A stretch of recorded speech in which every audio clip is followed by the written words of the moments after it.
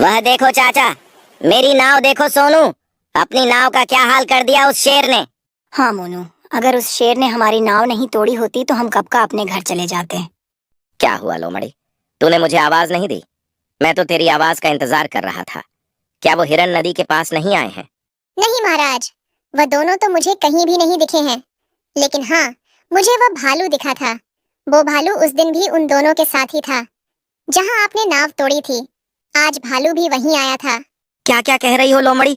कौन से दिन भालू साथ था और किसके साथ था?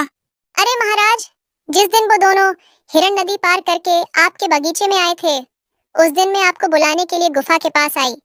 तभी रास्ते में मुझे भालू उन हिरन के पास जाते हुए दिखा था। वही भालू आपके नाव तोड़ने के बाद टूटी हुई नाव के पास भी आया था।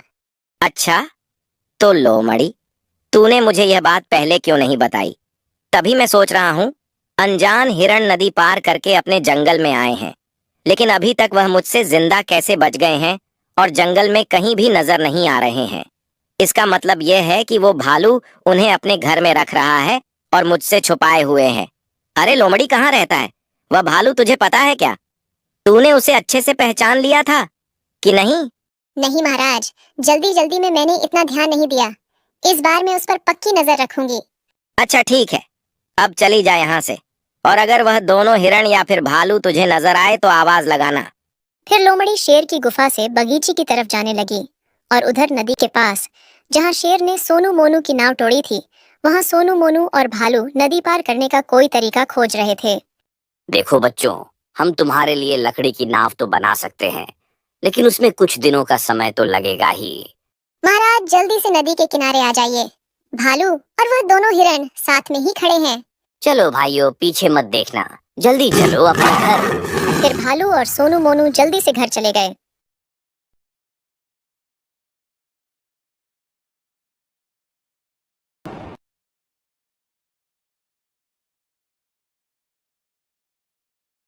क्या हुआ लोमड़ी, इतनी अच्छी नींद लगी थी मेरी, तूने क्यों जगाया?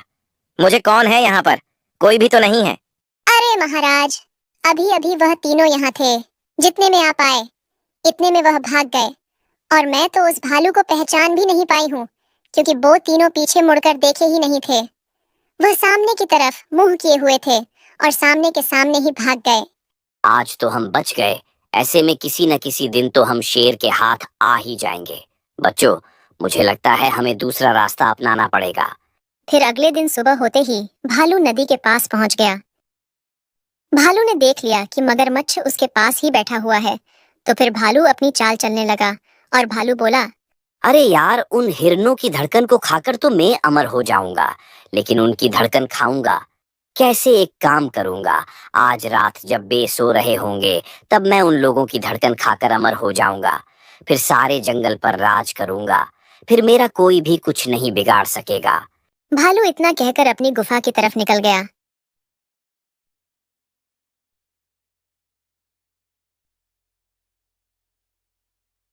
अरे, यह भालू तो हिरणों की धड़कन को खाकर अमर होना चाहता है।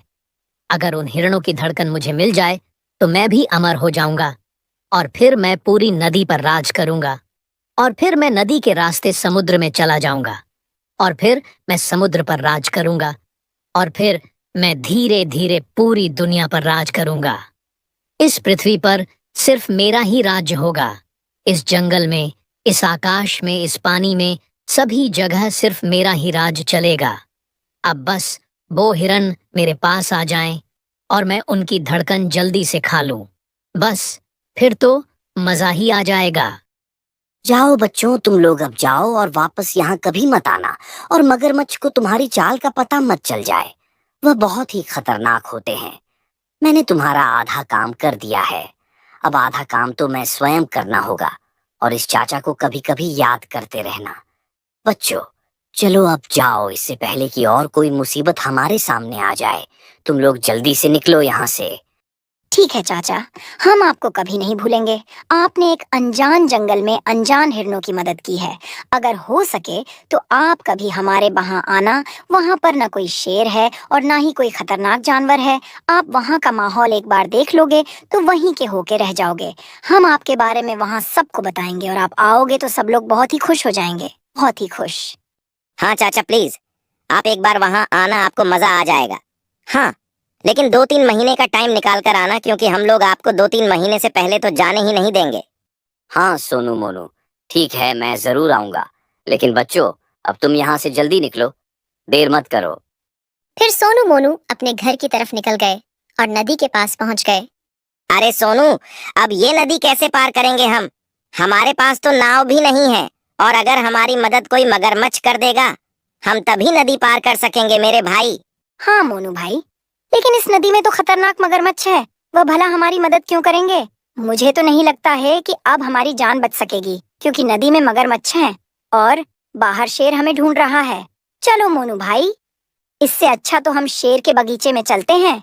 वहीं शेर के बगीचे के मीठे मीठे फल खाएंगे और वहीं शेर के हाथ से शिकार हो जाएंगे। अरे भाइयों, कहाँ जा रहे हो? क्यों इतना परेशान हो रहे हो? मैं सभी मगरमच्छों जैसा नहीं हूँ।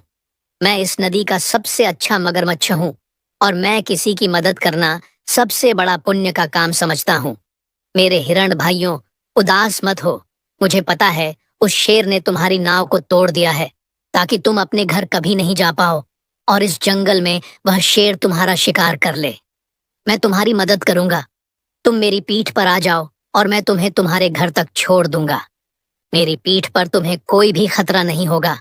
तुम आराम से बैठे रहना। बस 5 मिनट की बात है। आओ, चलो मेरे साथ। मगर की ऐसी बात सुनकर सोनू और मोनू दोनों बहुत ही खुश हो गए और मगर की पीठ पर बैठ गए और अपने घर जाने लगे। तभी बीच रास्ते में मगर रुक गया तो सोनू बोला, अरे मगरमच्छ भाई, क्या हो गया है? थक गए हो क्या आप? बस थोड़ी दूर ही तो रह गया है मेरा घर। चलो मगरमच्छ भाई, थोड़ा और चलो। ना जीना, अब ना चलना।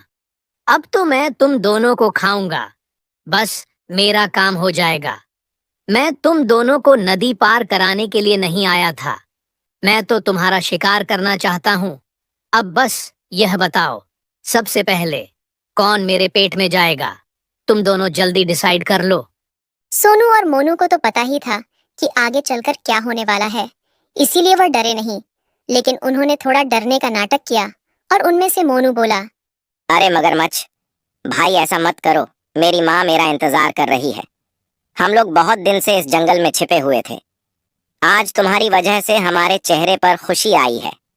प्लीज, ऐसे में तो कभी कोई किसी पर विश्वास ही नहीं करेगा, और वैसे भी हम दोनों में आपका हो ही क्या जाएगा? आपकी भूख भी नहीं मिटेगी हम दोनों में, तो प्लीज मगरमच्छ भाई, हमें जाने दो। भैया, तुम दोनों का प्यार देखकर तो मुझे भी ऐसा लग रहा है कि तुम्हें तुम्हारे घर सुरक्षित छोड़ दूं। लेकिन हिरण भाइयों, मेरी भी कुछ मजबूरी है। मैं पेट भरने के लिए तुम्हारा शिकार नहीं करूंगा, लेकिन मेरी एक जरूरत है। उस जरूरत के लिए मुझे तुम्हारा शिकार करना ही पड़ेगा। अब तुम लोग मुझे इमोशनल मत करो, जल्दी से फैसला करो किसका शिकार पहले करूं। हाँ ठीक है भैया, लेकिन मुझे अपनी जरूरत तो बता दो, हमें भी तो पता चले। अरे, तुम्हारे अंदर जो धड़कन है ना, मैं वह धड़कन खाकर अमर होना चाहता हूँ, और वह धड़कन तुम दोनों के अंदर ही मुझे मिलेगी और तुम्हें खाऊंगा। नहीं तो तुम्हारी धड़कन कैसे खा पाऊंगा? अब तुम ही बता दो। मैं ऐसी दया करूंगा तो मैं तो कभी अमर ही नहीं हो पाऊंगा। अच्छा, तो आप मेरी धड़कन खाकर अमर होना चाहते हो? ऐसा पहले बोलना चाहिए था ना भैया। हम लोगों की धड़कनें तो हमारे घर में ही रखी रहती हैं। वहां पर मेरी अम्मा की धड़कन है, मेरे बाबा की धड़कन है, मेरे छोटे भाई की धड़कन है। आप बोलो तो मैं 5-6 धड़कनें इकट्ठी करके आपको दे दूंगा। आप उन्हें खाकर अमर हो जाना। आप इतनी सी बात पर हम लोगों का शिकार क्यों कर रहे हो? अच्छा, तो ऐसी बात है। पहले बोलना चाहिए था ना तुम दोनों को। अब चलो, जल्दी से मैं तुम्हें नदी के उस पार छोड़ देता हूँ, और तुम जल्दी से धड़कन लेकर आ जाना। बस मेरा भी काम हो जाएगा। फिर मगरमच्छ जल्दी जल्दी दोनों हिरणों को नदी के इस पार ले आया और उनके घर के पास छोड़ दिया और बोला, ठीक है भाइयों, आप जल्दी से जाओ और अपनी धड़कन लेकर आओ। मैं यहीं बैठा हूँ। अरे मूर्ख मगरमच्छ, धड़कनें तो सबकी शरीर के अंदर ही होती हैं। तू तो कितना पागल निकला, धड़कनें ऐसे थोड़ी घर में रखी जाती हैं। अब चल जा, अपना काम कर। हम तो अपने घर जा रहे हैं, फिर कभी नहीं आएंगे नदी के पास। नदी के पास तो भैया बहुत ही खतरा है, और नदी के उस पार तो और भी ज्यादा खतरा है। और हाँ भैया, तुम्हारी जानकारी के लिए बता दूं, ऐसे धड़कने मड़कने से कोई अमर नहीं होता है। वह भालू चाचा ने जो तुम्हारे सामने बात कही थी वह जानबूझकर ही कही थी, तो ऐसे किसी की बातों में इतना पागल मत बना करो भैया। हाँ हाँ ठीक है, अब ज्यादा ज्ञान मत दो। जिस दिन मेरे पास फंसोगे उस दिन पता चलेगा। इस तरह अपनी बुद्धि का उपयोग करके भालू ने सोनू और मोनू की जान बचा दी। कहानी अच्छी लगी हो तो वीडियो को लाइक और चैनल को सब्सक्राइब जरूर